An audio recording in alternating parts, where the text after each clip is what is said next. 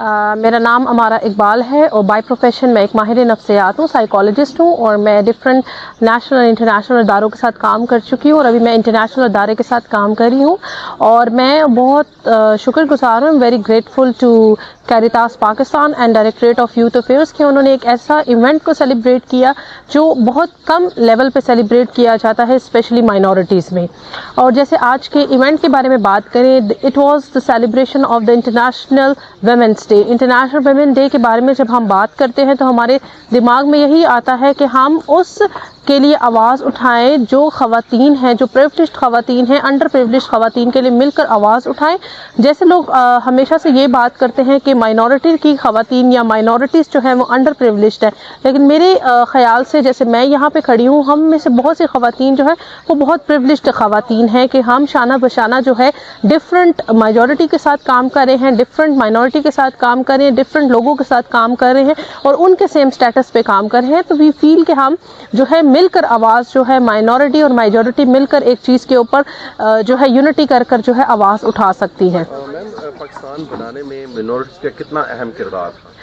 Recently जैसे हमेशा से इस चीज़ को डिस्कस किया जाता है जब जो है 14 अगस्त हमारे इंडिपेंडेंस डे होती है कि माइनॉरिटीज़ वर द लास्ट लोग थे जिन्होंने जब जो था वोट दिया था तो पाकिस्तान आज़ाद हुआ था। तो अगर हम उस चीज़ को अंडरस्टैंड करें कि वो जो आज़ादी का एक हमारा डिलेमा है और हमारा एक चीज़ है कि हम उसके बारे में बात करते हैं आज़ादी के बारे में, तो माइनॉरिटीज़ का एक उसमें पूरा रोल दिया गया है, पूरा हक दिया गया है। हमारे अगर उस वक्त बानिया पाकिस्तान ने जो था रिलीजियस आज़ादी को प्रमोट किया था जो आज तक भी की जा रही है, तो माइनॉरिटीज़ का जो है आज़ादी में एक बहुत बड़ा हाथ था ताकि हम जो है एक आज़ाद कौम, आज़ाद मिल्कियत हो सके।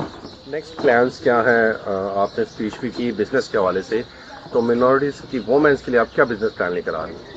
मेरा तो ये ज़ाती ख्याल है कि पहले हमारी ख़वातीन को जो है इस चीज़ को समझने की ज़रूरत है कि ऑलरेडी यहाँ पे बहुत सारे इदारे हैं जो इन चीज़ों के ऊपर काम कर रहे हैं, तो उसकी अवेयरनेस होना जो है इनको ज़्यादा ज़रूरी है कि अगर ये अवेयर होंगे रिगार्डिंग दिस तो हम जो है आगे बढ़ सकते हैं। तो अवेयरनेस जो है मेरा फर्स्ट स्टेप होगा कि मैं डिफरेंट चर्चेज़ पे जाऊँ, डिफरेंट माइनॉरिटी इदारों में जाकर जो है अवेयरनेस के बारे में बात कर सकूँ कि हमारे यहाँ पे इदारे हैं और उनको ये किस तरह डोर नॉकिंग कर कर जो है बिजनेस अपॉर्चुनिटीज़ को जो है ग्रैब कर सकते हैं। तो मैम, हमने देखा कि मुस्लिम कौम पर बहुत ज़्यादा जुल्म तो हो ही रहा है, उन्हें डिग्रेड भी किया जाता है, लेकिन हमारी कौम आवाज़ नहीं उठाती। तो आप पर्सनल एक्सपीरियंस क्या है कि क्या वजूहात हैं?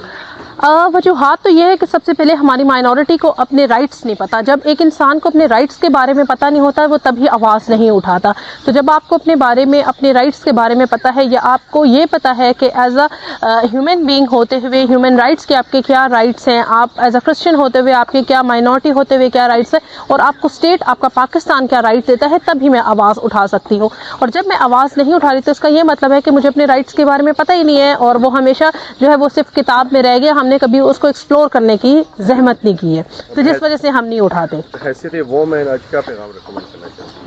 बहस से एक औरत में ये एक पैगाम देना चाहती हूँ कि अपने अंदर के लीडर को जगाएं। You are the leader of your own personality, no one is going to come for you. आपने खुद अपने लिए उठना है, अपने लिए आवाज़ उठानी और आगे बढ़ कर कहना है कि हाँ, मैं एक औरत होते हुए इतने बड़े प्लेटफॉर्म को जो है लीड कर रही हूँ या इतने बड़े प्लेटफॉर्म पे जो है मैं आगे बढ़कर आवाज़ उठा रही हूँ दूसरी ख़वातीन के लिए। और मैं इस चीज़ में ये कहना चाहूँगी कि इसमें फैमिली का एक बहुत बड़ा रोल है। मैं जो आज आपके सामने खड़ी हूँ, इट्स बिकॉज कि मेरे पेरेंट्स जो हैं वो एम्पावर्ड थे, तो उन्होंने मुझे एम्पावर किया है कि मैं आगे बढ़कर अपने लिए आवाज़ उठा सकती हूँ। Thank you. सबसे ज़्यादा सपोर्ट किसकी?